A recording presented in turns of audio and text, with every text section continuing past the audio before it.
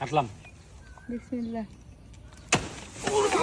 এই প্রথম আমাদের বাগানে সাগর কলা হয়েছে। প্রায় 1 বছর আগে আমিনুর কাকু তার বিশাল বড় কলা বাগানের থেকে আমাদের জন্য 2টা চারা এনেছিল।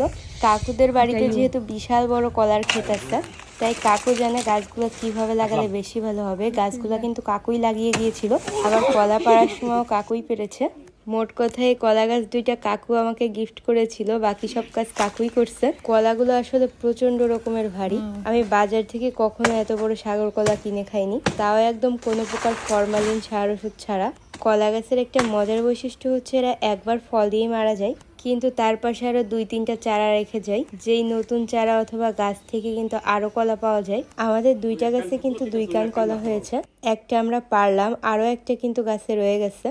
এটা খাওয়া শেষ হলে আমরা ওইটাও পারবো। আমাদের বাগানে যে শুধু সাগর কলাই আছে ব্যাপারটা সেটা না, সাগর কলাটা শুধু নতুন, বাকি কিন্তু পুরানো অনেক গাছ আছে আমাদের, যেগুলো বাসার পিছনে পুকুরের পাড় দিয়ে সারি বেঁধে লাগানো। প্রায় 3 বছর আগে কিন্তু পুকুরের পাড় দিয়ে আমরা এই গাছগুলো লাগিয়েছিলাম। এখন আলহামদুলিল্লাহ সিজনাল টাইমে আমাদের কলা কিনেই খাওয়া লাগে না, আরো আশেপাশে 2-1টা আত্মীয় স্বজনদের দিয়েও খাওয়া যায়। এখানে দেশি সবরি কলা, রুম্বি কলা, আনাজি কলা, পাশাপাশি কাঁচকলাও রয়েছে, যেগুলো তরকারিতে খাওয়া হয়। আর এই কলা গাছ কিন্তু একবার লাগালে তেমন একটা যত্নও করা লাগে না। আপনারা চাইলে কিন্তু এই কলাগুলো ছাদ বাগানেও লাগাতে পারেন। আমাদের যেহেতু বাড়ির আশেপাশে অনেক জায়গা, এ কারণে কিন্তু আমরা নিচেই লাগিয়েছিলাম, যে কারণে যত্ন করাই লাগে নাই ধরতে গেলে। কলাগুলো পাড়ার 1-2 দিনের মধ্যেই কিন্তু এভাবে পেকে হলুদ হয়ে গেছিল। হালকা হলুদ হলেই কিন্তু এই কলা ভালোভাবে পেকে যায়, এ কারণে আমরা কলাগুলো এক এক করে কান থেকে আলাদা করে ফেলতেছি।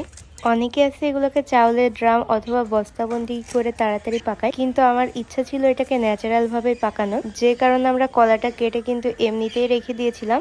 আর এই কলাগুলো আলহামদুলিল্লাহ এত বড় হয়েছে সাইজে, যে 1 ছোড়া কলা আমার এক হাতে ধরতে অনেক বেশি কষ্ট হচ্ছিল। আমি বাজার থেকে অনেক সাগর কলা কিনে খেয়েছি, কিন্তু এত বড় কলা কখনোই পাইনি। আর মজার ব্যাপার হচ্ছে আমরা কিন্তু একদম কোনো প্রকার সার ওষুধ কিন্তু এই গাছে দিইনি। রাসায়নিক সার তো দূরে থাক, কোনো প্রকার অর্গানিক সারও কিন্তু এই গাছে ইউজ করা হয়নি। তাই প্রত্যেকটা কলার সাইজ প্রায় 9 ইঞ্চির মতো হয়েছে। পাশাপাশি কলাগুলো কিন্তু বাজারের কলা থেকে অনেক বেশি মোটা ছিল, আর এটার টেস্টও অনেক বেশি মিষ্টি ছিল।